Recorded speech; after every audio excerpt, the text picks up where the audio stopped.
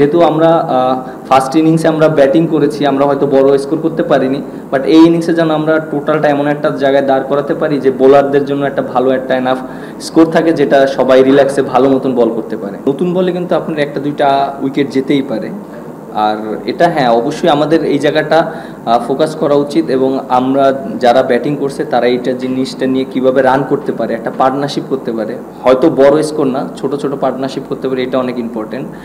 আর ওরা যেভাবে ব্যাটিং করেছে, হ্যাঁ ওরা ফার্স্টের দিকে খুবই ভালো ব্যাটিং করেছে, এবং যেভাবে ওরা মানে বল সিলেকশন করেছে এটা অনেক ভালো ছিল।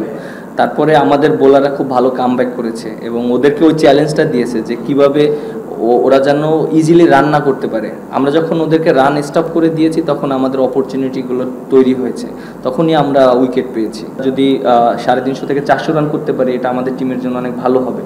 আর একটা টেস্ট ক্রিকেটে যদি 300 রান টার্গেট দেওয়া হয় চতুর্থ ইনিংসে, এটা অপোনেন্টের জন্য অনেক ডিফিকাল্ট, কারণ উইকেটের অনেক চেঞ্জ আসবে। বাট এটা আমাদের জন্য আমাদের ওই রেসপন্সিবিলিটি নিয়ে আমাদের ব্যাটসম্যানদের ব্যাটিং করতে হবে।